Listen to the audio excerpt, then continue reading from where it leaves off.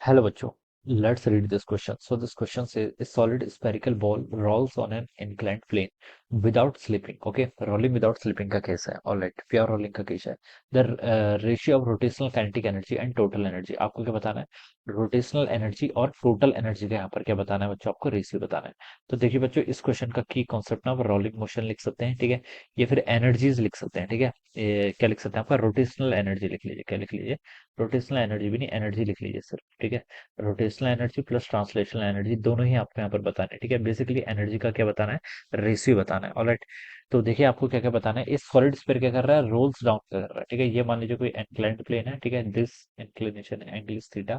कोई आपका solid sphere है जिसका क्रॉस सेक्शन क्या होगा? सर्कुलर ही होगा, ठीक है. कौन कौन से फोर्स लेंगे? mg फोर्स लेगा ऐसे डाउनवर्ड डायरेक्शन में, ठीक है. ये एंगल देखिए आपका नॉर्मल है, तो ये आपका कितना बनेगा? थीटा बनेगा, ठीक है. तो बता सकते हैं mg का एक कंपोनेंट यहाँ पर क्या आएगा? mg का cos थीटा. ये कंपोनेंट आपका यहाँ पर क्या आएगा? ऐसे mg का sin थीटा. दिस फोर्सेस, ठीक है. तो ये तो फोर्सेस आपके लगेंगे, ठीक है. तो यहाँ पर से देखिए, अभी हमें यहाँ पर बताना है कि रेशियोस ऑफ एनर्जी बताना है, ठीक है. क्या बताना है आपका? Ratios of energy. Rolling down कर रहा है on an inclined plane without slipping, ठीक है. The ratio of rotational energy and total energy.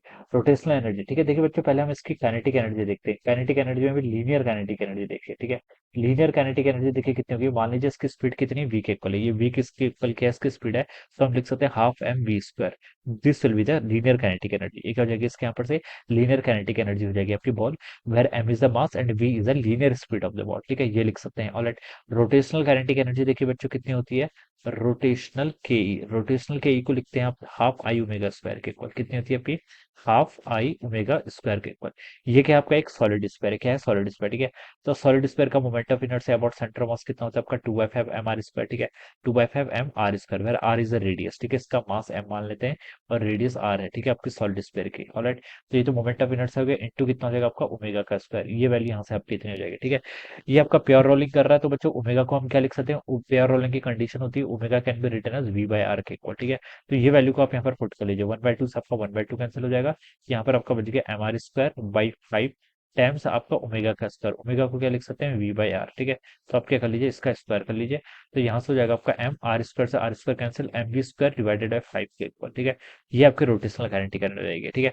तो बच्चों देखिए, इसकी जो टोटल एनर्जी होगी बेसिकली, ठीक है, टोटल एनर्जी, ठीक है, वो किसके इक्वल होगी आपकी? लीनियर काइनेटिक एनर्जी प्लस आपकी रोटेशनल काइनेटिक एनर्जी. तो इसको आप लिख सकते हैं m v square by 2 plus कितना हो जाएगा यहाँ से आपका? एम वी स्क्वायर बाई 5, ठीक है. ये आ जाएगा. इन दोनों को बच्चों अगर मैं ऐड करूँ तो कितना आएगा?